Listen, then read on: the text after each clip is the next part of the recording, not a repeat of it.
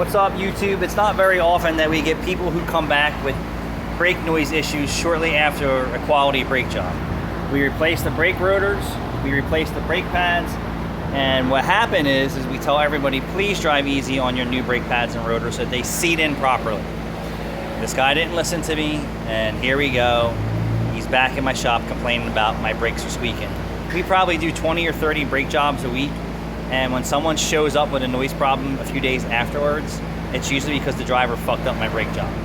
Nevertheless, this rotor came painted like this. You can see the paint burned away up here, and then this top surface of the rotor was painted also.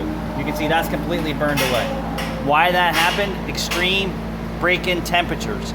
The rotors need to seat in while the brake pads are riding on top of them, and they are curing at the same time. You can see the non-directional finishes in here are not worn out yet, and that helps the brake pad break in with the rotor. So these get really hot if you start driving them really hard and starts overheating the friction material and the rotor. At this point, I'm sure there's many people out there who have done their brake jobs and say, why? It's squeaking. It shouldn't be making tons of noise.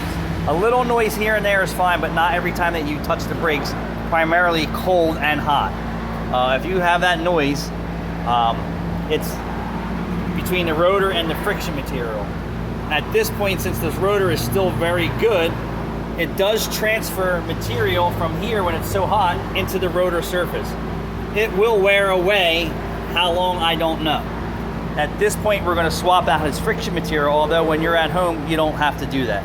You can take a sanding block and some sandpaper, sand down this surface, and nice and square, get it back to it's all one color and clean. So you're going to take a layer of the brake pad off, and not a whole lot, just a little bit. You're going to reapply grease to your sliding tabs, and then what I want you to do also is put RTV silicone all the way across the back of the brake pad. Let me demonstrate for you. If you have any silicone that's open, it could be red, it could be black, it could be any color that you want. I'm just going to grab black right now.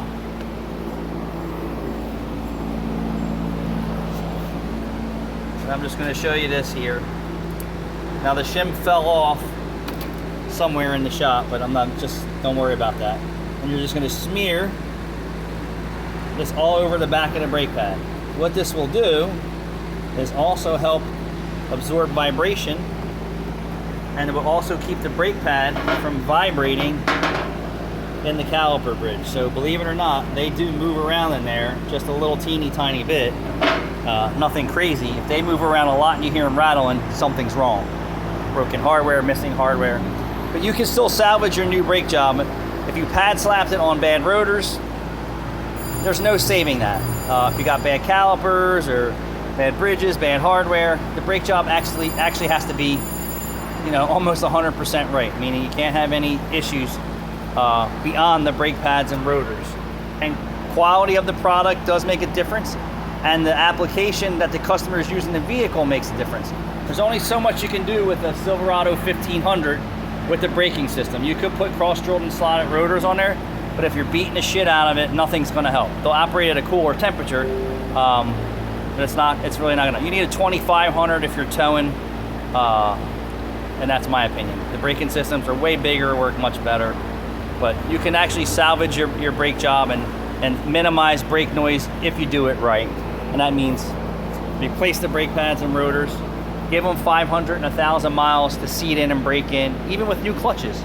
If the guy doesn't tell you to take it easy on his new clutch job, you're going to destroy that new clutch in a few weeks. It's just how friction materials work. They need time to seat, break in and cure. But like I said, a few simple tricks with your brake pads: sand them clean, wash them off with brake clean, apply some RTV silicone to the back of the brake pad, not on the friction material side. Make sure that your slider pins move freely, your hardware is not broken or bent, your rotors aren't destroyed. These got overheated, but they didn't overheat to the extent that I feel that I need to redo those. So he should be okay there. All right, thanks for watching.